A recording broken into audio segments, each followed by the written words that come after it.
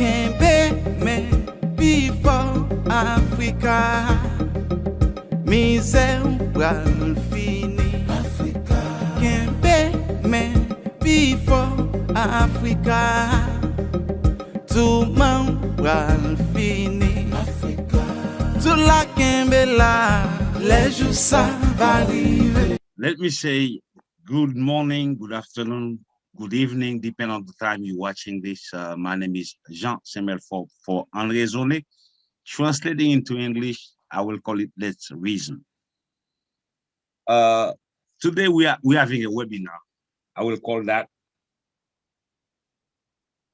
I mean, what I said, we are all human and we go through emotion. And emotion sometimes created weakness.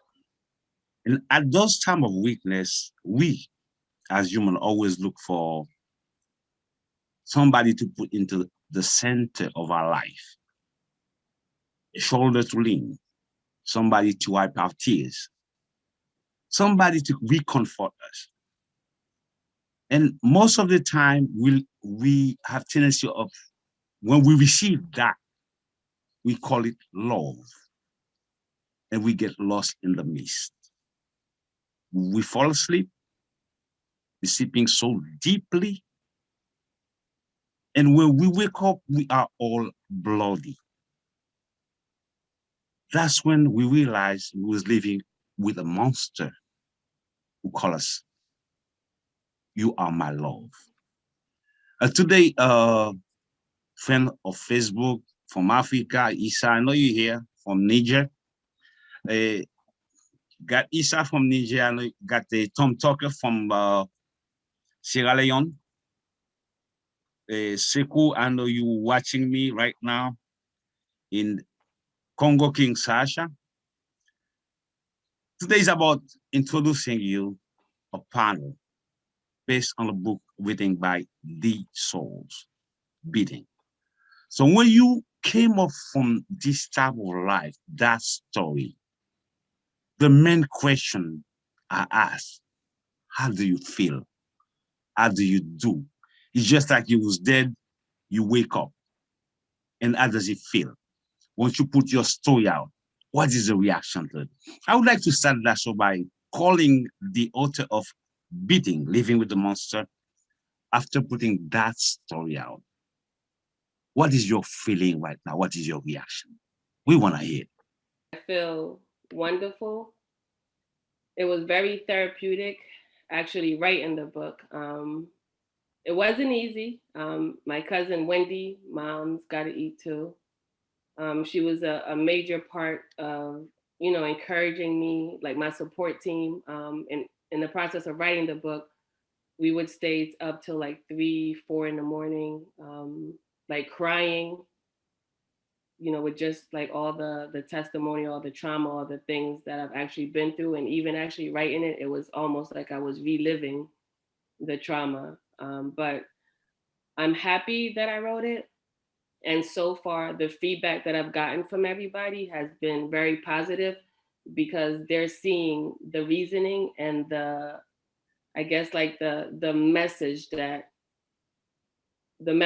in the book that I wrote. And it's just pretty much to like help guide like people starting from a young age to adulthood to like, everyone deals with these traumatic experiences of domestic violence. Yeah, so that's just. The real question should be, how do you wake up?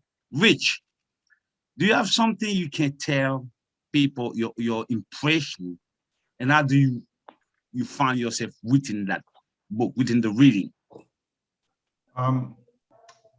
Reading the book, I think it's a bit of a revelation because as someone who's on the outside looking in, I'm looking in from a logical perspective.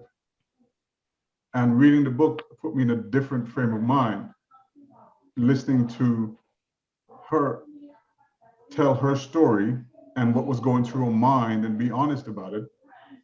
And I had to step away from logic for a moment and simply accept the experience and the mindset at the time. So going into, as I began to read the book, I was thinking, well, why? Why would you put up with these things and again and again and again? And of course, then logic started to take over. But it's not about logic. It's about a lot more than that. And that was my first and I think most powerful takeaway reading the book. Sincerely, I always appreciate your approach into that. A book is a book. I read the book 5 times already.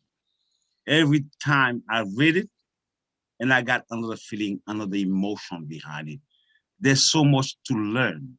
There's so much saying in it where anybody, even you who's not part of it, you can find yourself in it.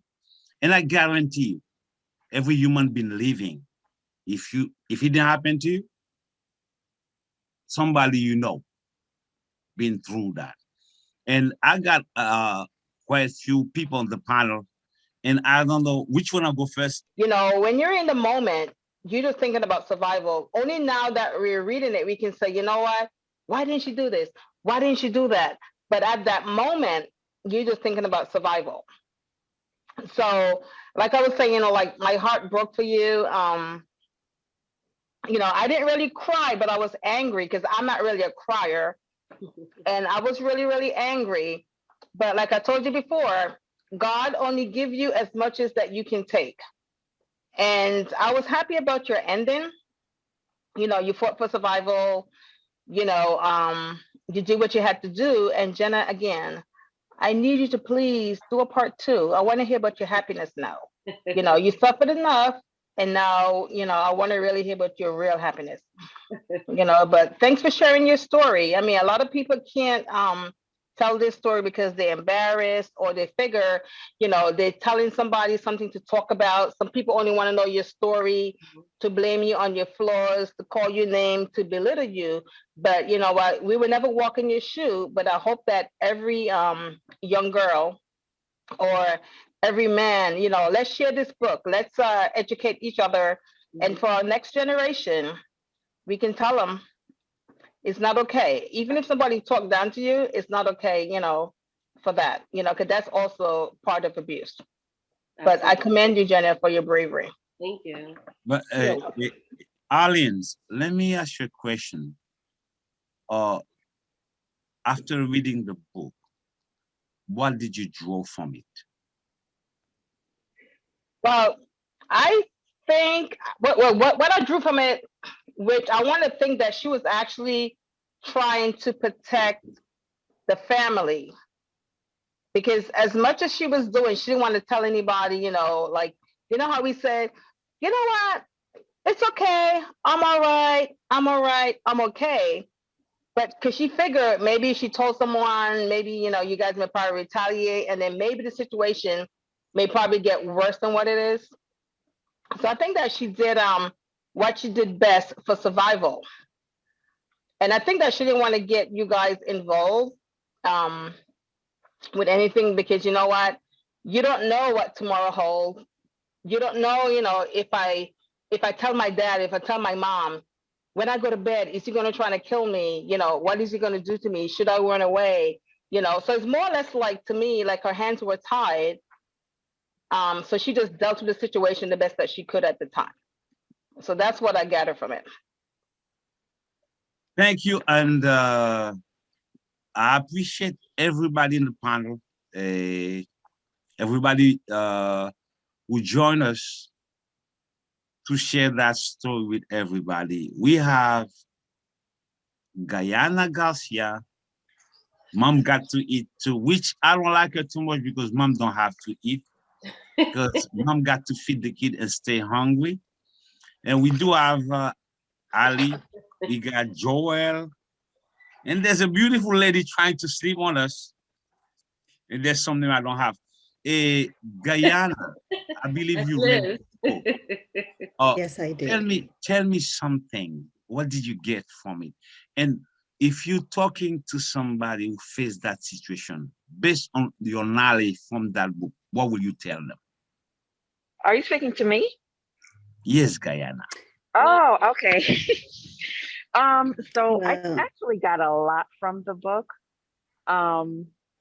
Mostly what I got from the book is just how supportive the family was. I'm not sure if you can hear me or not, but I got to keep my mask on. Yeah, we can hear you. Okay. I just really, really liked how supportive the family was with you, Jenna, when everything that you went through and going back numerous times. I don't even know how many times it was that you went back. Because I have a daughter of my own and she's 9, and you want to, be the best parent that you can be, but there's no book, there's nothing to show you how to be a parent. You just kind of like figure it out on your own, and you look by examples. And I just really, really enjoyed how, well, not enjoyed, but I really loved the support that your family had given you, despite, the decisions that you made. Because the first thing that we want to do is, okay, you keep going back, then you must like it there. That's our first instinct. We don't really sit back and think about, okay, what's going on with this person? Why do they keep going back? And things like that. So I really did like that part about it. Um, for myself, I was in a very, very minor, compared to what you went through, I was in a very minor domestic situation. Um, and I commend you for your bravery, for being so transparent about everything that you went through, because I've seen you for years and years, and I've always thought that you were a beautiful woman. You carry yourself with grace, but nobody knows what someone's trials and tribulations have been through life. And in order for you to be standing here, it's definitely God. Definitely God, looking at things like, God is great. oh, God is great. Yes, absolutely. You look at things like situations like the last situation with the dog. There's some evil people out there. Like, he was just an evil person. And you having the heart that you have, and whatever it is that you felt compelled to go back, whatever it was, God still carried you, and he brought you out of that for that purpose. Yeah. Here's this lady talking.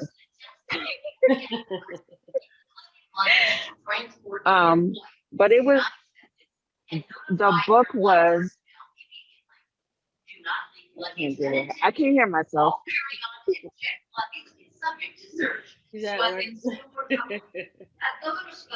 I just thought that the book was, you expressed yourself in the best way. Like, I don't see any way that you could have better portrayed what you put out there. It was just so genuine. You know what I mean? Yeah, it really was. I don't know what else. It's just so much. I wish I had taken notes because it was just so much.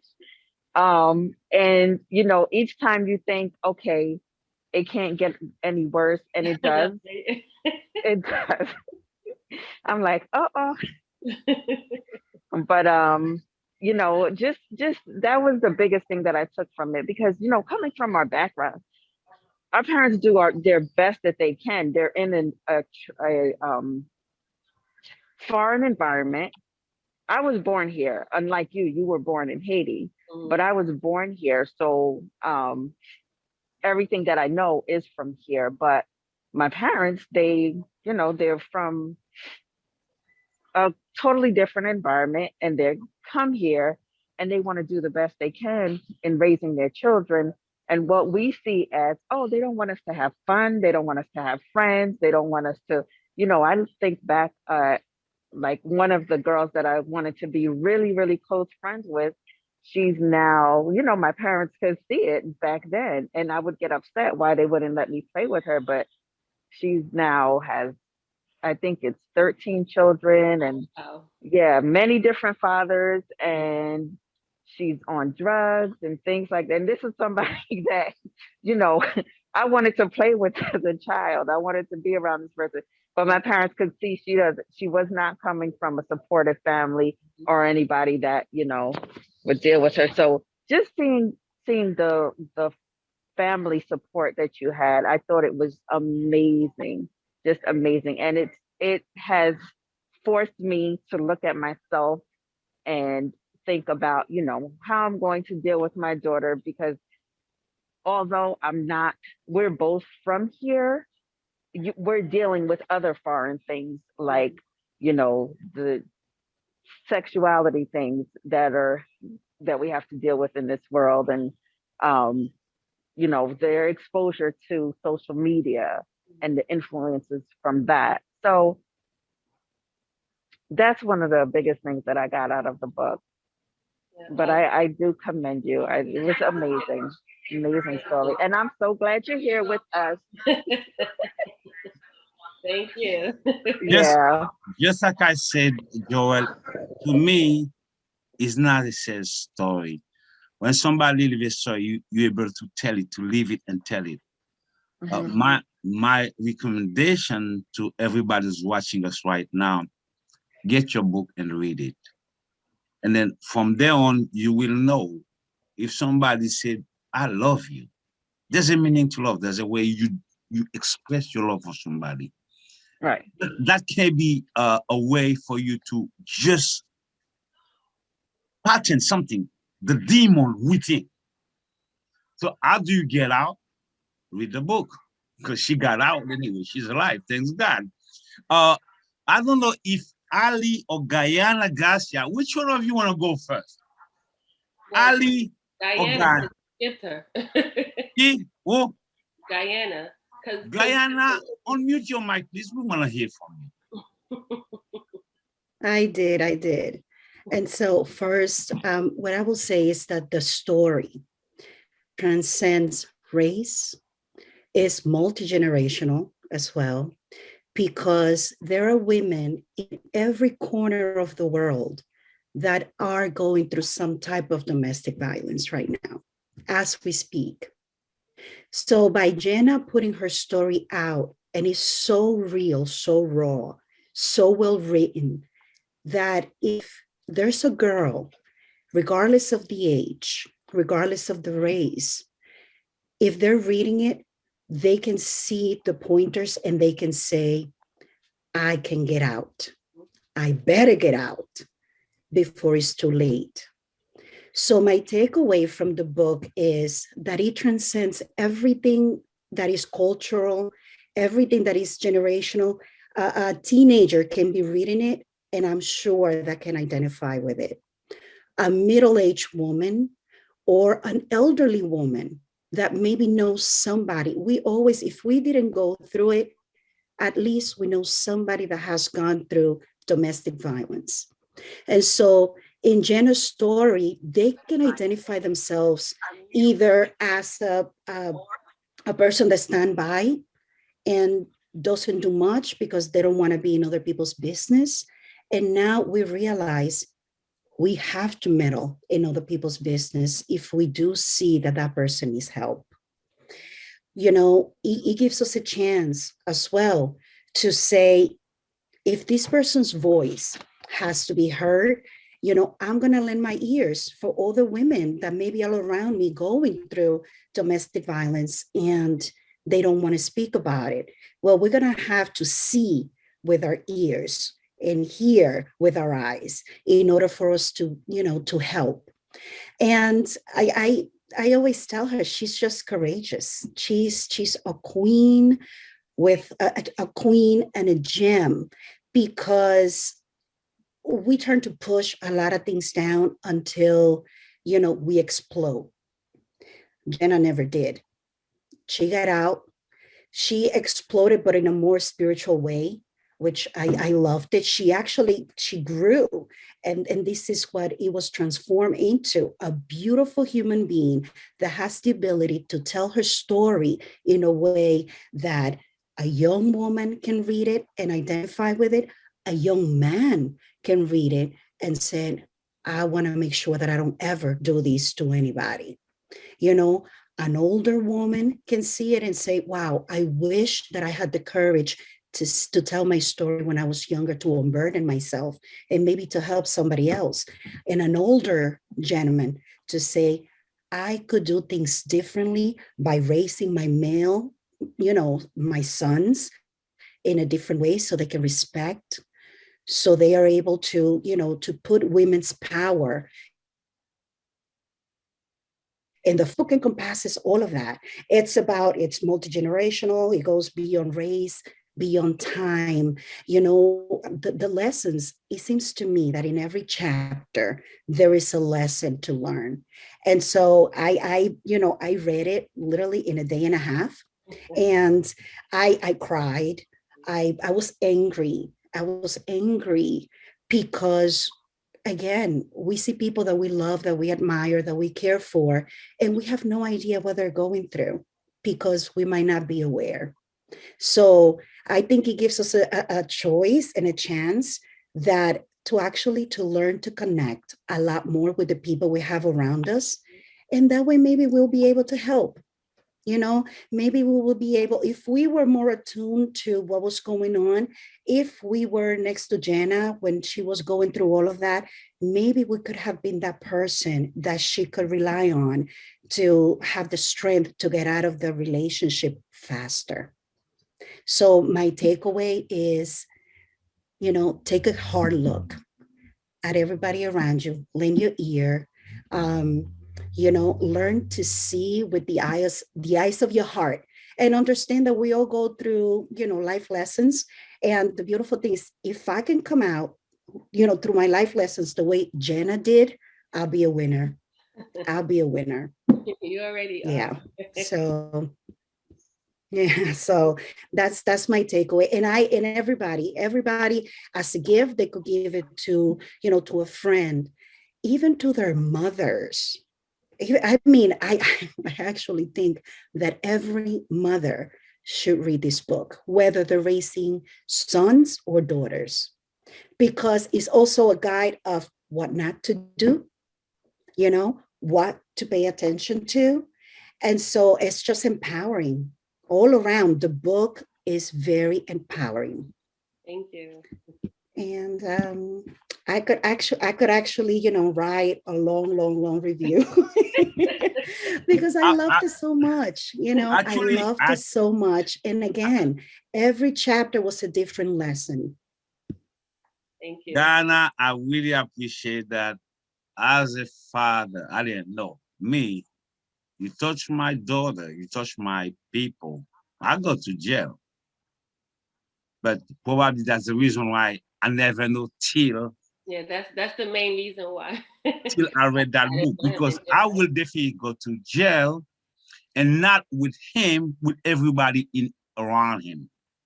Until now, God knows, God is protecting me, God is watching me, because you don't touch a woman peel, even with a flower. That's what I learned. All right. If you're not happy, run, get out.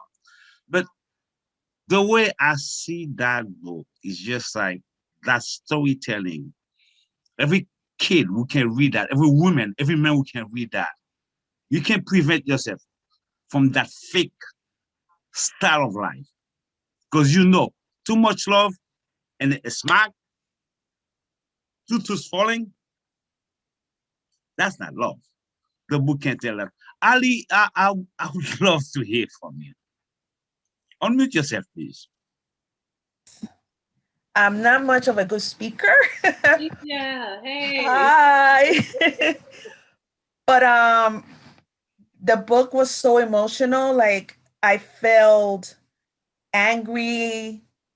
I wanted to be there and wanted to help her out. Wish that I knew her at that time and help her out. It's like everybody said, this book has taught us so much. It was a very good book. It showed us that we need to listen to our friends. We need to pay more attention, like Gianna said, and Joelle and Arlene. It's something that amazed me that we are around these people and we can't tell or notice that they're going through this.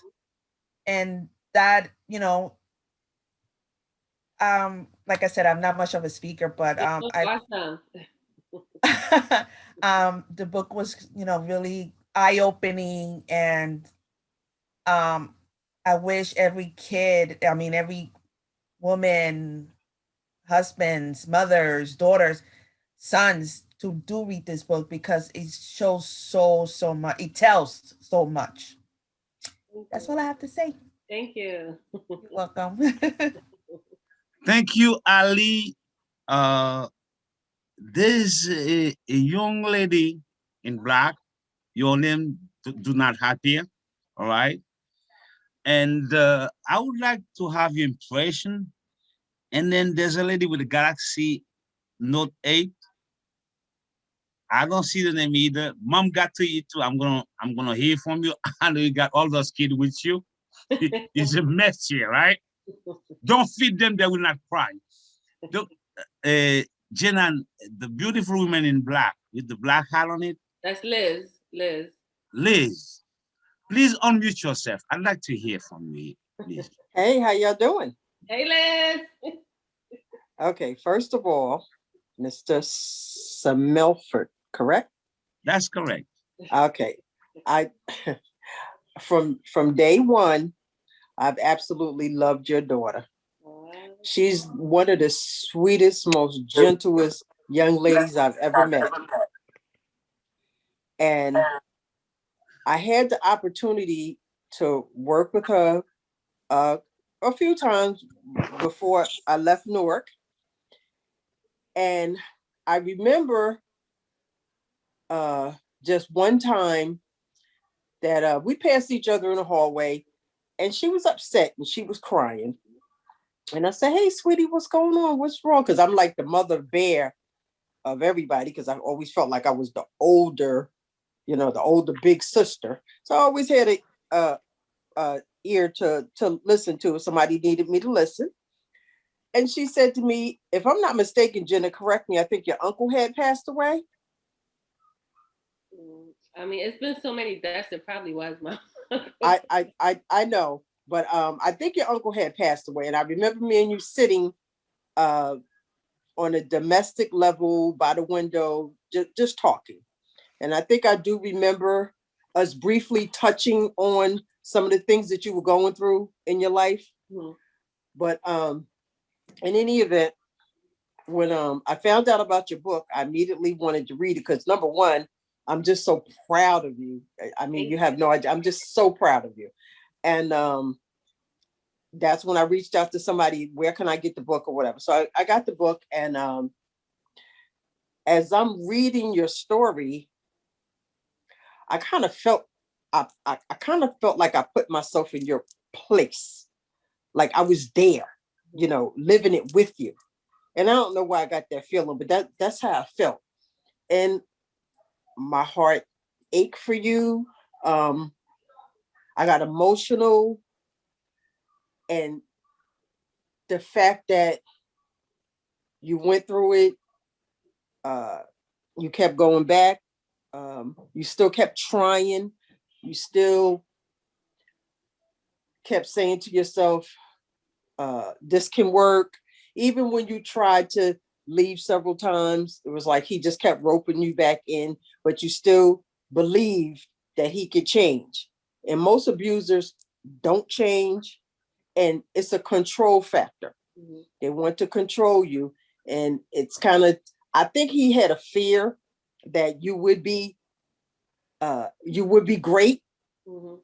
and that's why he didn't want you to leave, because you're going to move on to greater things, bigger, anything bigger that anybody could possibly imagine. And he didn't want that. Mhm. And I see that he wanted to keep your self-esteem low.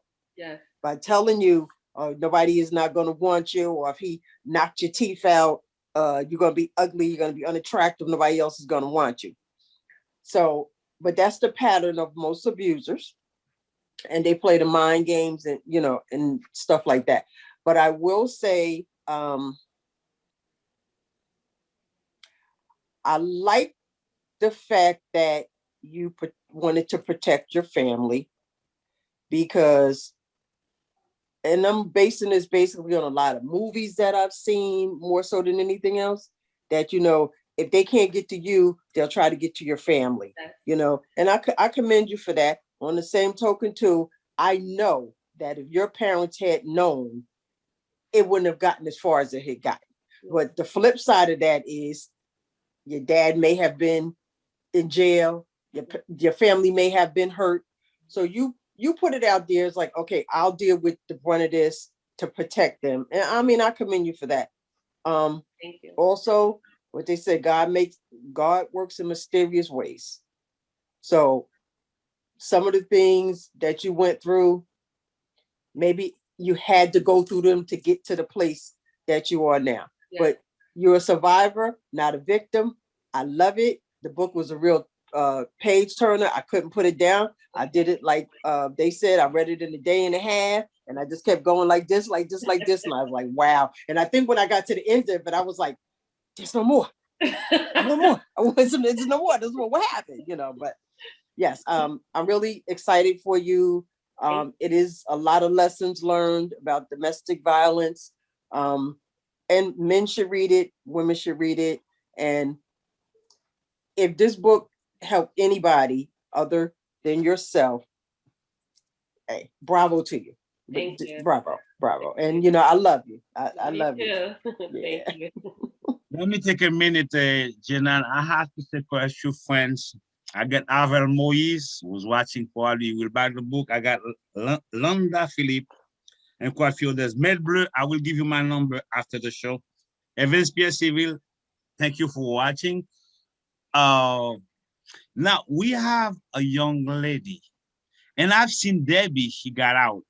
Mom's Got to Eat got out also for some reason. Debbie is there. Once Debbie is ready to put a word, I will ask her to unmute herself. But I want to go with the young lady with the glass on That's the Nicole. Nicole Galaxy 8. Can you please unmute yourself? I'd like to hear your voice and something you learned from that book. I mean, how can you help somebody else after reading that book? First, hello. How are you? Hi, Nicole. Hi. I'm going to be very short too. I met Jenna earlier this week and I spoke to her about the book. And like everyone else has echoed and said previous to me, I read the book in a day and a half. One of the questions that I had was at the end, it was like a cliffhanger where we were left knowing that he's still out there. He's still someone that possibly, like you said, Mr. Semford, where you said you might run into him. And it's good that God has put you in a place that maybe you may not run into him. But is there a possibility that he could resurface again? But I guess it's been so much time that I guess he won't resurface again. So that's a blessing right there. Number two, I read the book in a day and a half. Loved the book. I felt like everyone else, the writing, I felt like I was in the book. I was with you. I was in the car with you, yelling at you, Jenna, saying, please just start the car, drive off, run over him with that bike. There was so many things that I was just so passionate about. One of the things that everyone keeps saying also, I know I'm going really fast, but I'm trying to get it all in, was the fact that was the abuse. First off was the abuse that you suffered when you were 12. You touched on it very briefly, where that would be now considered as date rape, where you were put in a situation and you said no. Fast forward now, there's a word for it. It's called when a woman says no, no means no. At 12, it's hard to know that that is a boundary that people should not go past. That was one of the things that I picked up on as well. But your courageousness throughout the story, and to be so young and to go through it and not have Maria, the hold on, I'm please. sorry. Maria, I'm sorry I'm mute late. yourself. Hi, everyone. Mute yourself, please. Go ahead. Keep going, please. I'm sorry. Okay. The youngness, I kind of got it. You were around high school age at the time, Jenna? Yes.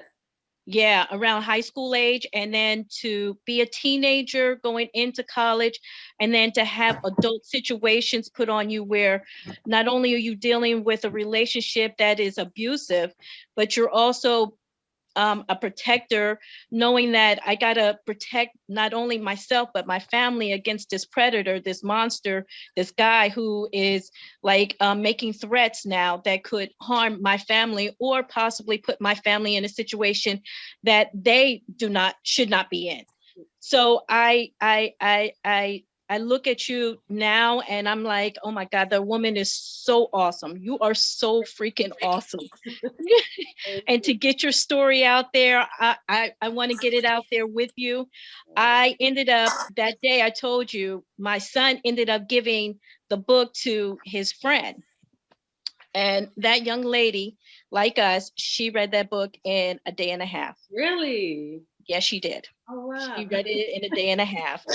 And like everyone else, she, when I spoke to her, she was like, oh, Miss Nicole, she goes, I loved it. She goes, it was so good.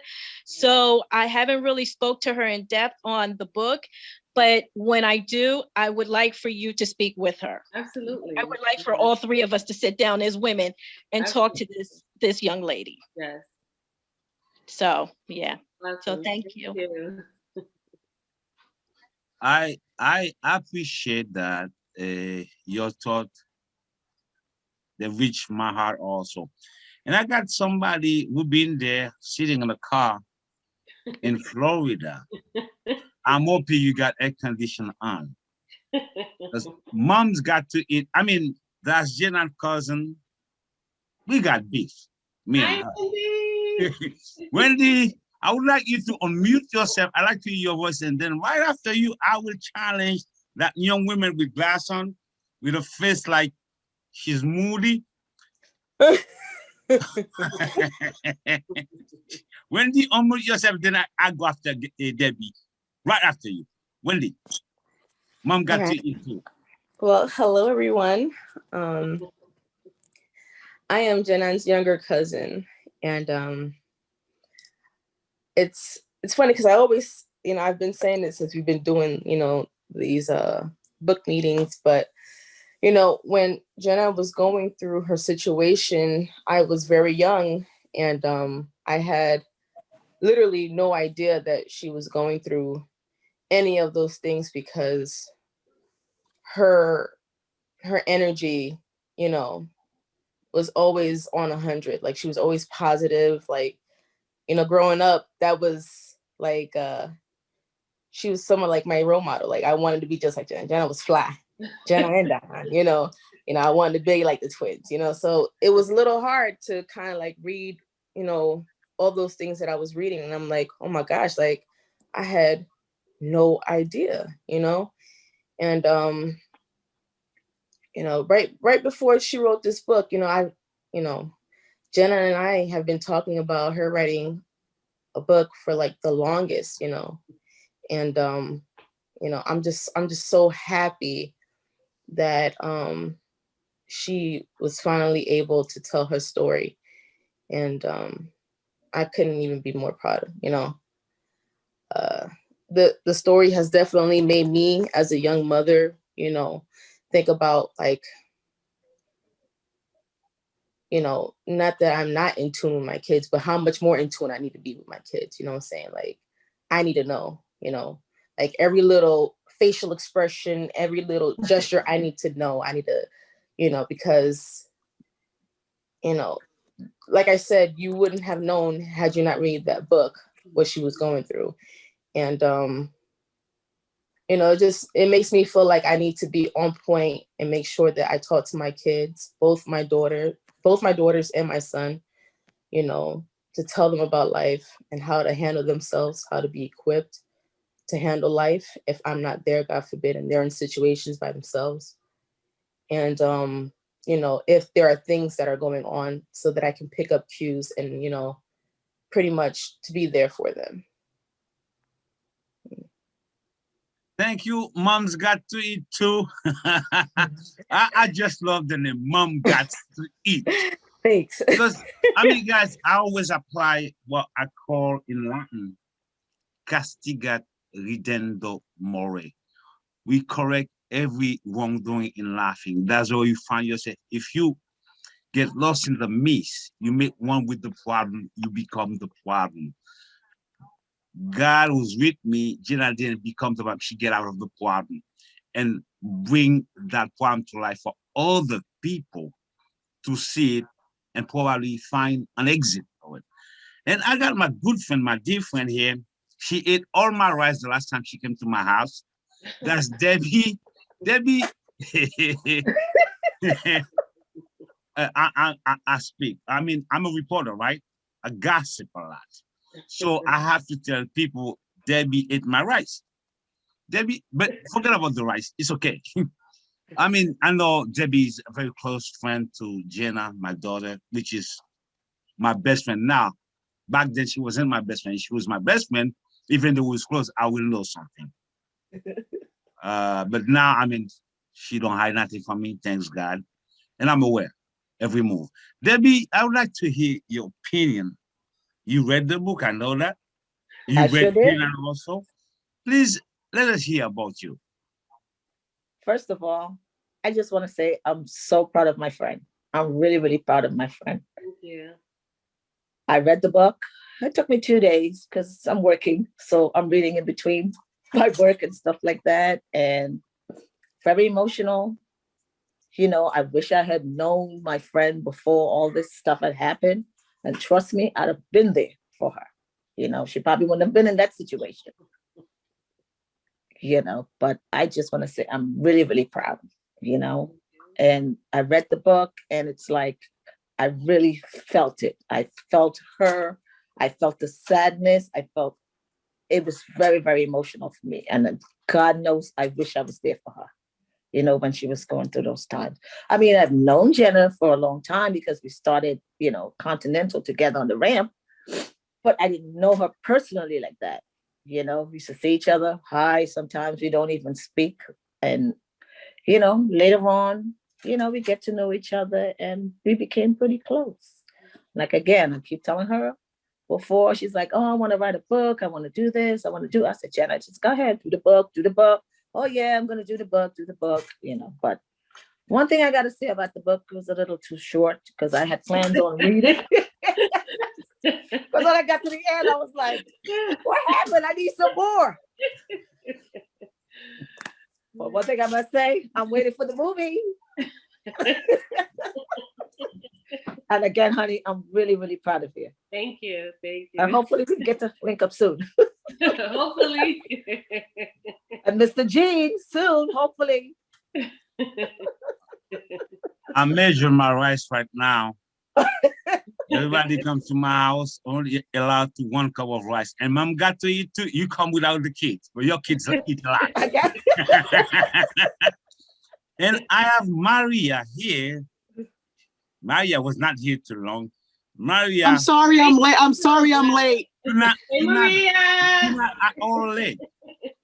And Maria, I believe you've been here long enough to listen to what everybody was saying. And I have tendency of believing you read the book also. I would like to hear from you. Sorry I'm late again. I did tell Jenna that I purchased the book and I told her, I called her up as soon as I finished reading the book. I'm not a reader. I don't like to buy books and read. I'll be the first one to tell you. I received the book and I literally went to sleep around 4 o'clock in the morning because I read it all in one shot. Like, I couldn't put it down. Like, I would read one chapter and I'm like, okay, I got to go to the next chapter. I'm like, okay, that's enough. I got to go. But I read it all in one night, 4 o'clock in the morning, read the book. I did call her up.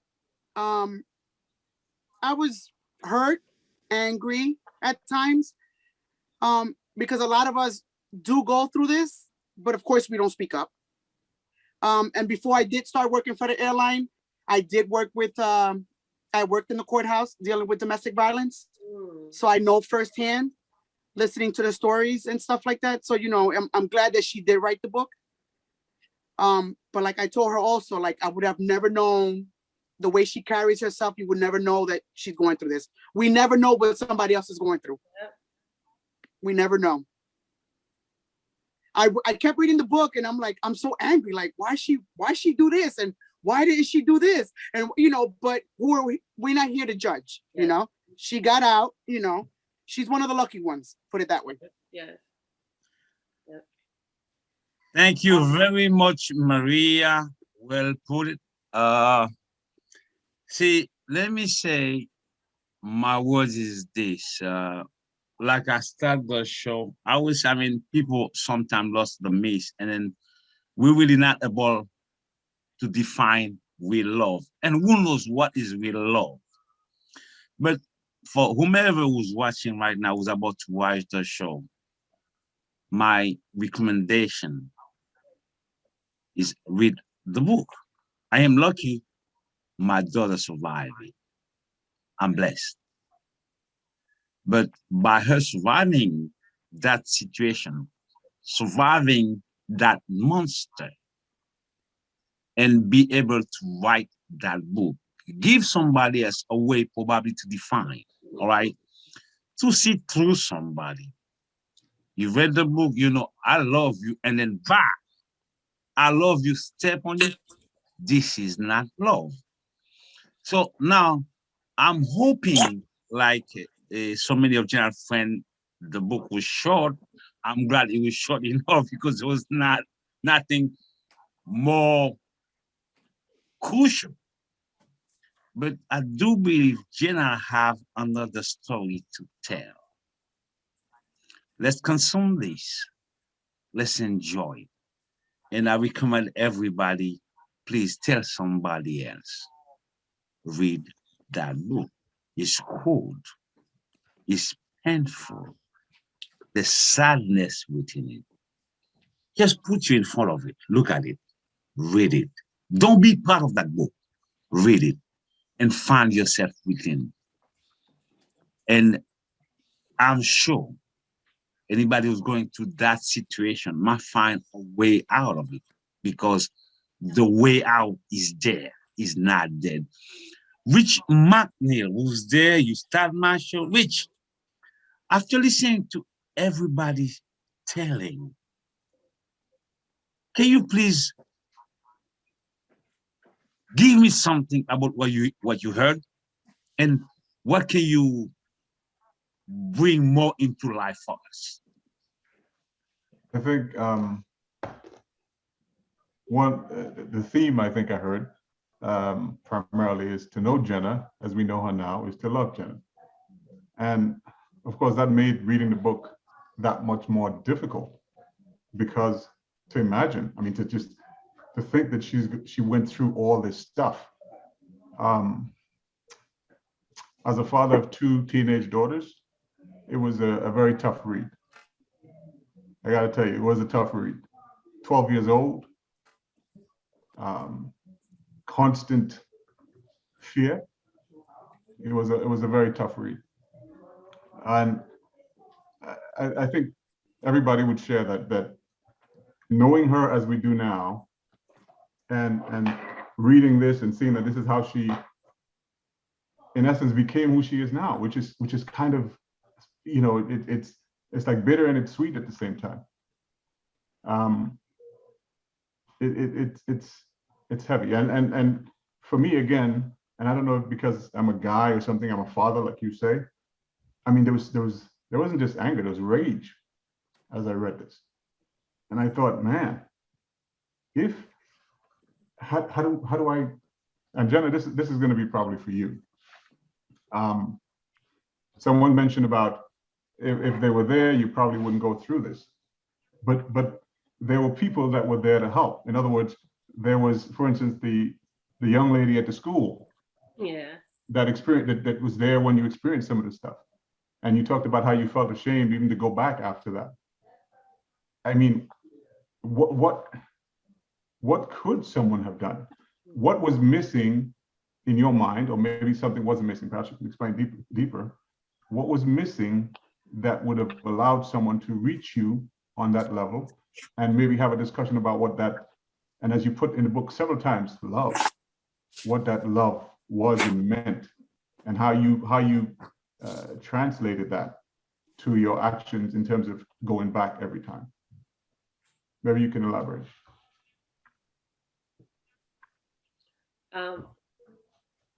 Well, it's something that like, because I know a lot of people ask me like, why would you go back? Why would you go back?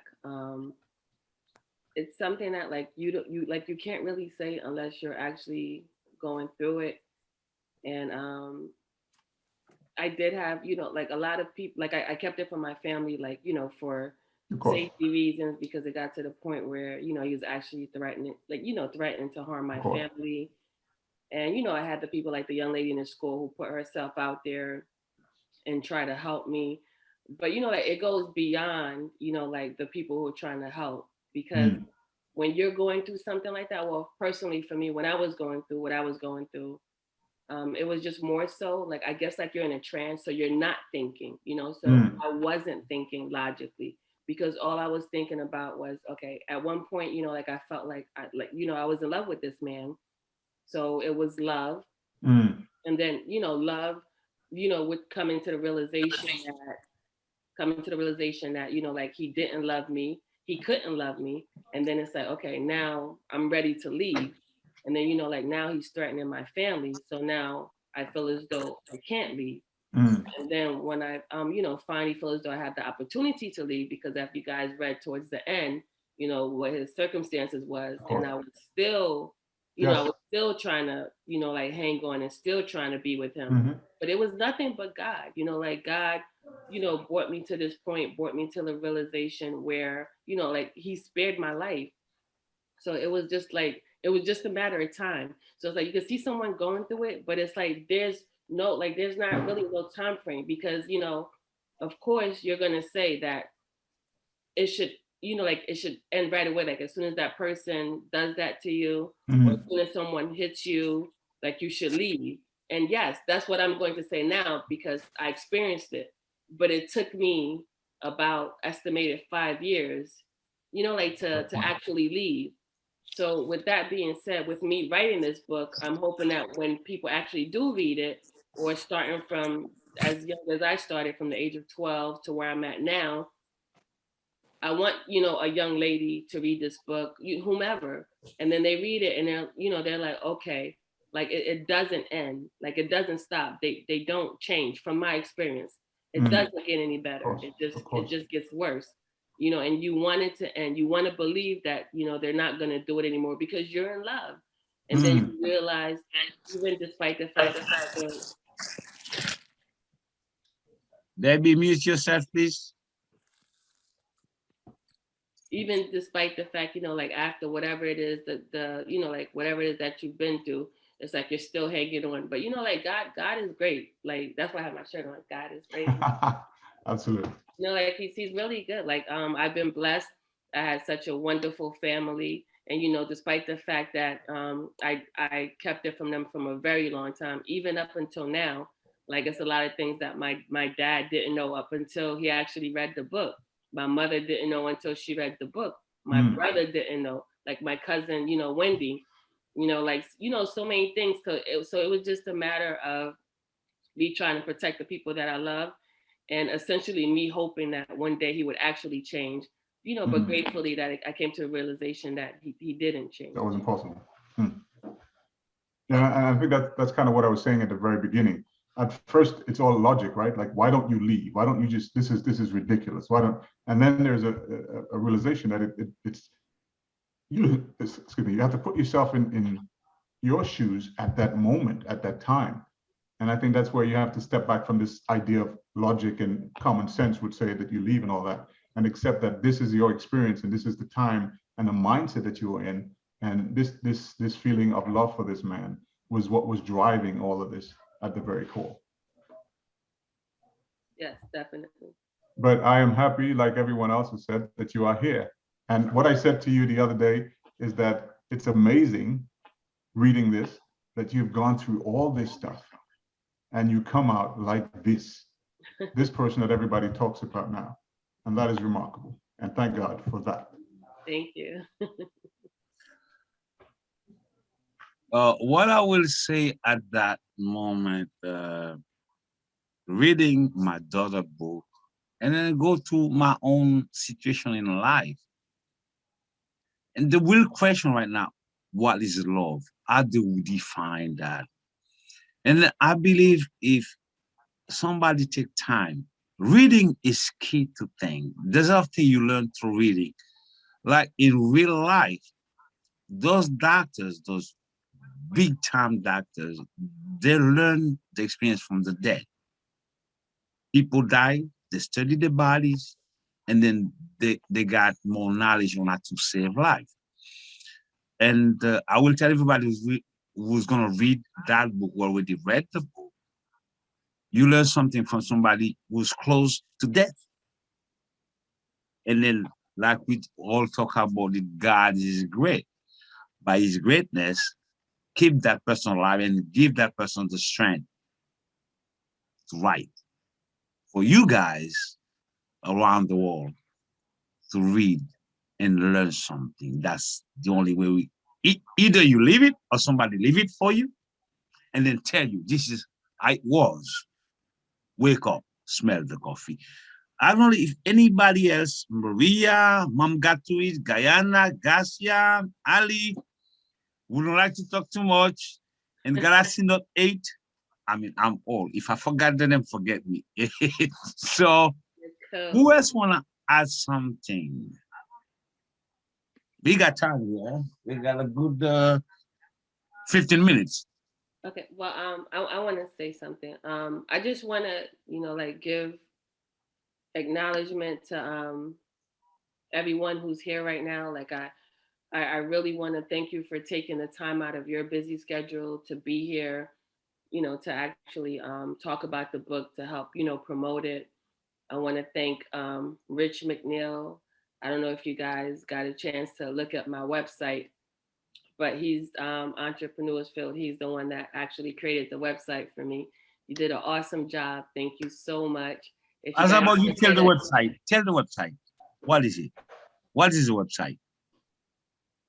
Can you tell the website? Who? Joe, me or Jenna? Jenna. Yes, dsauls.com, Jen. Oh, yes, the website is dsauls.com. Yes, dsauls.com. All right, and then I want to thank Maria for being here, for taking the time out. Like, she's like the most funniest, craziest ever. Like, everyone who knows her knows Maria. That's not true, Jenna. Stop lying. Am I lying, Gigi?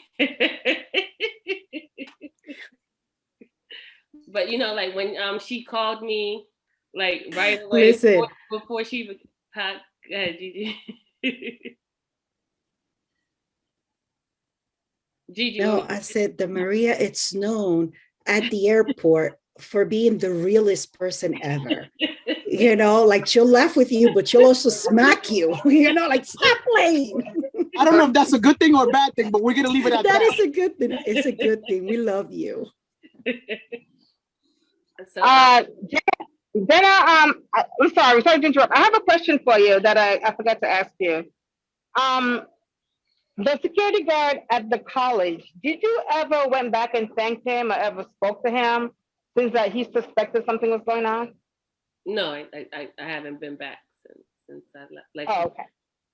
Because when I actually graduated from there, I haven't been back on campus. No. Oh, okay. I'm in between working a flight. Also, to Jenna, another question I had. Dear Breezer, do you ever think that he was on drugs since that he was a dealer? Do you ever suspected that he was on drugs and that's why maybe that took part in his behavior? I've never seen him do it, but that was something like actually when you get older, you're like, maybe he was. I've never personally seen him do it, no. Oh, okay.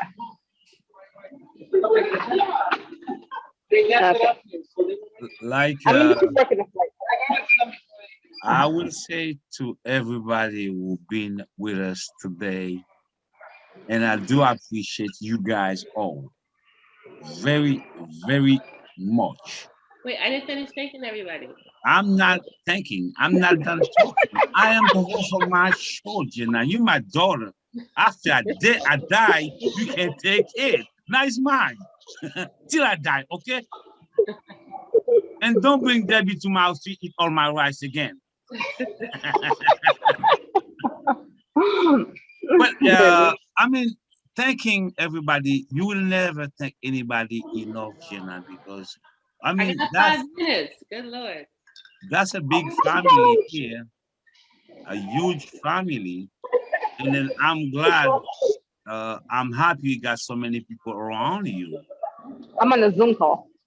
Make me safe, feel better. So I mean, keep your thinking, thank everybody, and then invite more people to read that book. Oh, hey guys, better yet, if you read, you buy more books, Jenna give me some money in it, all right? So all my viewers, my listeners, I'm on business here, all right? Well, Arvel, Landa, if you didn't buy the book, Jenna, how do you buy the book? all right, so you go on dsauls.com. Can you please spell it out? D like David. D as David. SAULS.com. You go on dsauls.com and you go to get my copy. And it's also on Amazon and Barnes and Noble too. But I prefer you go on that site because my whole purpose is to actually give a percentage, donate a percentage. Arlene, can you mute? Arlene mute. Can I mute Arlene? Let me see if I can mute her. Because we at the airport too. That's So all right. my whole goal is to donate a percentage of my royalties to domestic violence shelter. I've been fortunate enough. I've had a good friend of mine, Steve McGill, Gabby Melendez, donate. So I can donate extra books to like domestic violence shelters. So it's like I'm just hoping that I'm maximizing sales, and then I'm trying to actually do a really good thing, bring awareness to domestic violence, and then possibly even if I save one life, even if it gets to one person, that's satisfying enough for me. But I want to thank Gigi. Thank you so much for taking the time. Like, you're always such an amazing, sweet person. Like, just like, it always warmed my heart to see you. Like my wonderful, beautiful cousin Wendy. Mom's got to eat too. She's an entrepreneur herself. Wendy, tell them real quick about your Mom's got to eat too. I am a brand on self-care and self-love, and Whoa. We have issue, Wendy. Wendy, hold on. Because I am trying to mute Arlene. Arlene, mute. If Arlene can mute, that will be good. Now let me see if I can. All right, she mute. All right, go ahead, Wendy. Okay. No, Mom's Gotta Eat Too is a mommy brand that I created. We focus on self-care and self-love. Before coronavirus, I would take moms out and do whatever pampering that they thought that they would enjoy at that time, and also get an interview out of them in return. So doing that, and I actually not too long ago lost a whole bunch of weight because I started on a health and wellness journey and started creating waist feeds, and so that's what I have going on right now as far as shop goes. So if you go on Mom's Gotta Eat, at Mom's Gotta Eat Too on Instagram, you'll be able to link on my shop if you're interested in any waist beads or merch. Hold up. What I mean, Jenna, are you using my shop to advertise Wendy and I don't get a commission? What is my cut into it? Come on, guys. I need a lawyer here. No, Maria, can you? I'm trying to show appreciation. Ali, please. I'm trying to show appreciation for everyone who's been so supportive. And Wendy is the most determining factor why I wrote this book. That's why Mom's Gotta Eat Too is right here. Wendy is my girl, but I got to eat too. Wendy inspired me. So wait. You eat too. Maria, I need you to come to my defense, please. Come on. I can help you. I can help you if you give me a cut also. Oh. I want to thank Arlene. Arlene, thank you so much for taking the time out of your schedule. As you guys can see, she's actually at work, and she took the time to actually, join us. I loved her feedback. I want to thank Alicia. It's so wonderful. I didn't even think she was going to make it because she's dealing with, like she's somewhere right now where I don't know, it just warms my heart that you're actually even here. So thank you so much. I want to thank Nicole. Nicole is awesome. I appreciate all our talks. I appreciate your support. I love the fact that the young lady actually got to read it. That warms my heart because that's what I'm trying to do. Like I'm trying to reach as many people as I can. And the fact that you actually passed the book on to someone who actually read it in 2 days, like that's like so beneficial, so rewarding for me. Like I love that. So I appreciate you. Joelle, I think she's gone, but she's at work too. So I just love all you guys. Like I appreciate everyone. And of course my wonderful dad and his wonderful show, Rezone. That means less reason. Yeah, so I love you all. Thank you for helping me bring awareness to domestic violence. And then hopefully I get more sales and then, people buy this book. Yes. And I love you, Jenna, too. Love you very much. Too. Thank you. I like you just a little bit, Jenna, just a little bit. That's to say, I think we completed the show. There's nobody to say nothing. Let me end the show by saying to all my viewers who's watching me right now, if you guys didn't have the book yet, hey, again, it's my daughter, but it's not because she's my daughter. There's a story from which you can learn something, a story who can help you prevent some damage within. Because when you hurt within from the inside, and people can see it, I mean, like I always said, in good Creole, if you don't tell me where you hurt, I will not know which medicine to give. From that book, that will bring you awareness and how to behave, how to detect what we call in Haiti malfriending, all right, a bad guy, and learn how to run away. But my expectation from my daughter really is the beating after next, the next after, because I know she had a life. She's beautiful. And I was around her. She looks like me, that's why she's so beautiful. And and there's other story to tell. That's your first book. Let's let that happen. Like Debbie said, let's wait for the movie. Yes, and I want to thank Debbie too. She's gone. Thank you for taking the time out to, out of your schedule. I appreciate the feedback. And then, yeah, definitely if Debbie was in my life, like anybody knows her, she's very. She's very Debbie. And from that part here, Kenan, let me let you close the show. That's my show. But you got I'll give you the okay. You can close the show today. No, Rich could close it for me. No, Rich can say words before you close it, but I want you to. I'm your father. I'll tell you what to do. You close the show for me. Rich, give me a word, and then Jinan close the show. Now, you guys just put me on the spot. I think this is a great book and a great read, and it's a lesson for everyone, as some of the other guests have said, that whether you're a father, a mother, a grandmother, a daughter, a son, you can find something in this that will teach you a very valuable lesson. And I recommend that everyone pick it up and learn from it. Thank you, Jenna. Thank you. And Jinan is trying to end the show. Is Rezone translated into English, that's reason.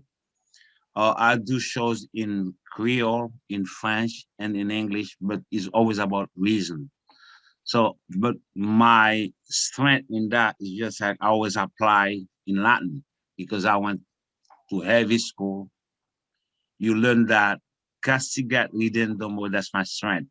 Every time you're facing trouble, you don't become part of the trouble. Put the trouble in front of you and analyze, think, reason, and you will find the solution. The solution is always there. As you don't drop, you don't die. Once you die, it's over. Game over. There's no coming back. Nobody ever came back. But maybe, guys, just for your knowledge, maybe dead is good because why nobody ever come back? Jenna, let you close the show, please. And All right. Well, I want to say thank you, everyone, for coming. Hopefully, that everyone gets to purchase this book. It's a wonderful read. It's something pretty much kind of like a movement that I'm trying to start. Well, the movement is already exists, but I'm hoping that I can be a part of it. Hoping that I can bring as much awareness as I can. I'm so thankful. God is great. He's wonderful. That's why I'm rocking this t-shirt right here, because I feel like this right here is such a powerful message. And this is also a brand of my girlfriend, Lunac Boyd, like trying to spread awareness for like how great God is. So I'm blessed. We're all blessed. Thank you, everyone. I love you, and goodbye.